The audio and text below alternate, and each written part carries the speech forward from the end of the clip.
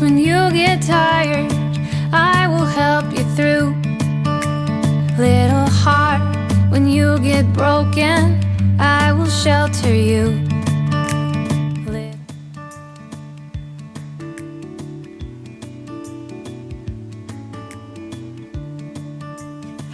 Well, hello there, little ones. Oma was just sitting here doing a little crocheting while I was waiting for you and listening to the cold, blustery wind blow outside. I was telling Bun Bun a few winter stories, but I'm so glad that you're here now. We were just about to read one of our very favorite books. Would you like to listen along with us too? Okay, Bun Bun, they said that they do. So today's story is called The Mitten. And it's actually adapted from a Ukrainian folk tale by the illustrator Jan Brett. Let's read a little bit about Mrs. Brett before we begin our story. Jan Brett is an American illustrator and writer of children's picture books. She is known for colorful, detailed depictions of a wide variety of animals and human cultures, ranging from Scandinavia to Africa. Her best-known titles include today's story, The Mitten, as well as The Hat and Gingerbread Baby. With over 41 million books in print, that's a lot. Jan Brett is one of the nation's foremost author-illustrators of children's books. Jan lives in a seacoast town in Massachusetts, close to where she grew up. As a child, Jan Brett decided to be an illustrator and spent many hours reading and drawing.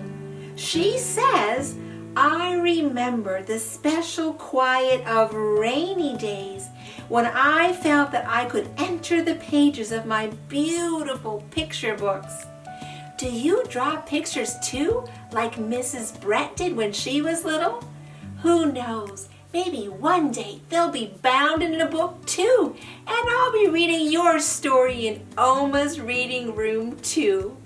But for now, let's read Mrs. Brett's book, The Mitten. Are you ready? Are you ready, Bun Bun? All right, let's begin. Once there was a boy named Nicki who wanted his new mittens made from wool as white as snow, just like the snow outside today, huh, Bun Bun? At first, his grandmother, Baba, did not want to knit white mittens. If you drop one in the snow, she warned, you'll never find it. But Nicki wanted snow white mittens, and finally, Baba made them. After she finished, she said, "When you come home, first I will look to see if you are safe and sound, but then I will look to see if you still have your snow white mittens." So off Nicki went, and it wasn't long until one of his new mittens dropped to the snow and was left behind. Oh no, Bun Bun! A mole, tired from tunneling along, discovered the mitten and burrowed inside. It was cozy and warm and just the right size, so he decided to stay. A snowshoe rabbit came hopping by. He stopped for a moment to admire his winter coat. It was then that he saw the mitten and he wiggled in, feet first.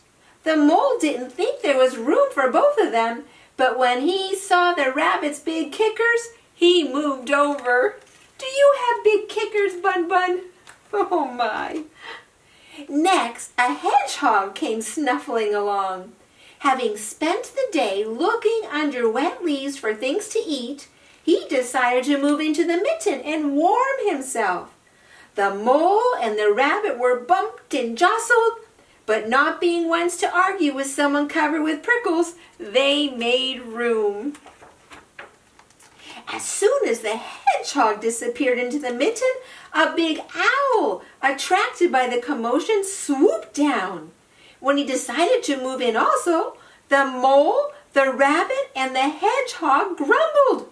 But when they saw the owl's glinty talons, they quickly let him in. Up through the snow appeared a badger. He eyed the mitten and began to climb in. The mole, the rabbit, the hedgehog, and the owl were not pleased. There was no room left, but when they saw his diggers, they gave him the thumb. It started snowing, but the animals were snug in the mitten. A waft of warm steam rose in the air, and a fox trotting by stopped to investigate. Just the sight of the cozy mitten made him feel drowsy. The fox poked his muzzle in. When the mole, the rabbit, the hedgehog, the owl, and the badger saw his shiny teeth, they gave the fox lots of room. A great bear lumbered by. He spied the mitten all plumped up. Not being one to be left out in the cold, he began to nose his way in. The animals were packed in as tightly as could be, but what animal would ever argue with a bear? The mitten swelled and stretched. It was pulled and bulged to many times its size, but Bubba's good knitting held fast. Along came a meadow mouse, no bigger than an acorn.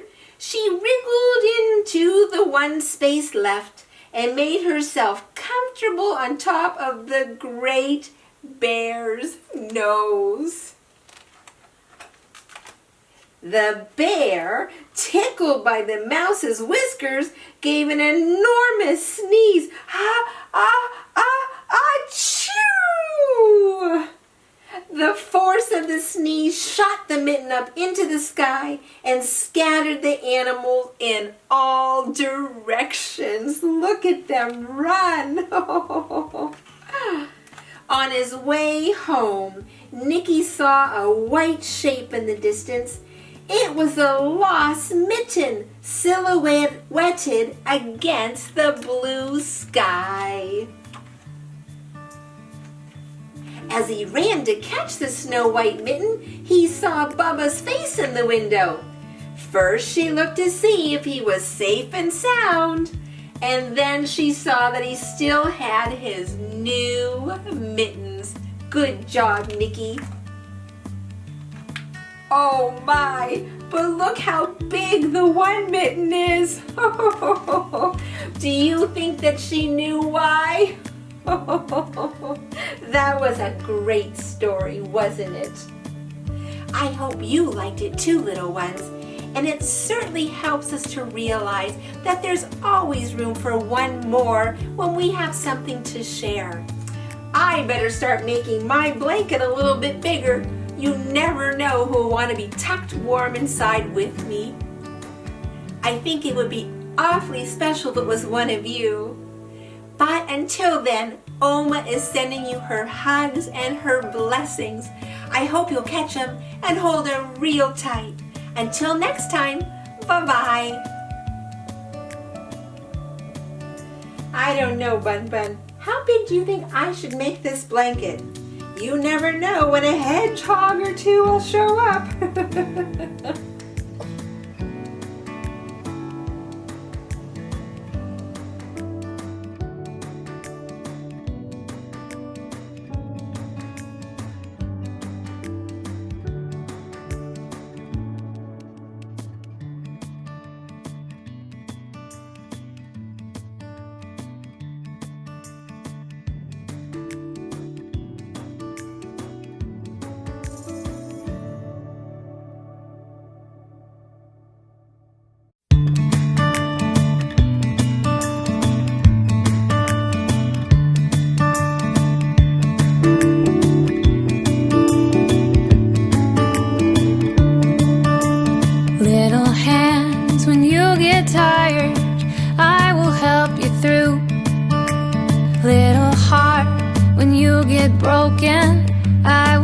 shelter you.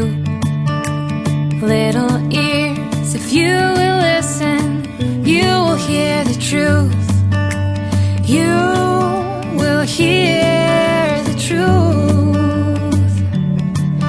It's a big world, baby, big enough to dream. You're not too small to do great things. Ooh.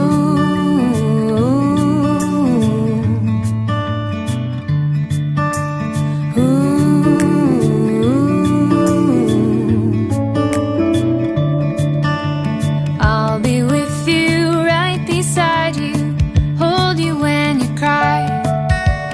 When the rain is falling on you, I will keep you dry. When you sail on stormy seas, I will be your guide. I will be your guide. It's a big world, baby, big enough to dream. You're not too small to do great things. Hear the music play, dancing in your soul. Listen to the symphony. You're beautiful.